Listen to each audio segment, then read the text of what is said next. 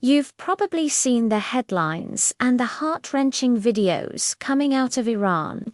For weeks now, the country has been rocked by some of the most significant protests in over a decade. What started as a public outcry against the tragic death of Mahsa Amini in the custody of the so-called morality police has spiraled into a nationwide movement demanding fundamental change. People from all walks of life are taking to the streets, calling for an end to the strict regime and demanding basic human rights. But as the protests have grown, so has the government's brutal response. Reports paint a grim picture of a violent crackdown, with security forces using live ammunition, tear gas, and mass arrests to quell the demonstrations. The death toll continues to rise, and thousands have been detained in a desperate attempt by the Iranian leadership to regain control. The situation is incredibly tense, and the world is watching closely. This escalating crisis has put the United States in a very delicate position. On one hand, there's immense pressure to support the Iranian people and their fight for freedom. On the other, there's the very real danger of escalating a regional conflict with a nation that has long been a geopolitical adversary. So, what is the US actually doing?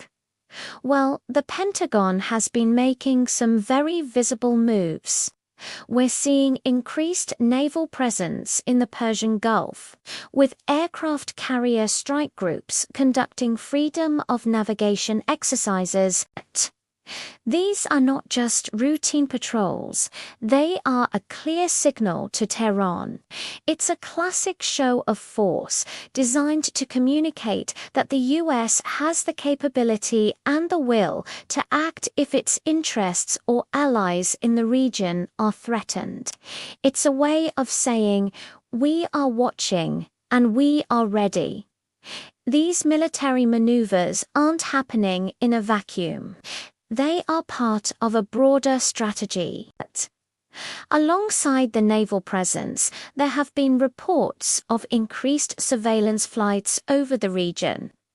High-tech drones and spy planes are gathering intelligence, monitoring Iranian military movements, and assessing the capabilities of its Revolutionary Guard Corps. This isn't just about preparing for a potential conflict. It's also about understanding the internal dynamics of the crackdown. The intelligence gathered helped policymakers in Washington get a clearer picture of who is giving the orders and how the security apparatus is responding to the protests. This information is crucial for targeting sanctions and applying diplomatic pressure effectively. It's a high-stakes game of chess, where every move is calculated and carries significant weight. While the military hardware sends a powerful message, the US is also flexing its economic and diplomatic muscles. Washington has announced a new round of sanctions, but these are different. Instead of broad-based sanctions that might hurt the general population, these are highly targeted. They re-aimed specifically at Iranian officials and security commanders who are identified as being directly responsible for the violent crackdown on protesters.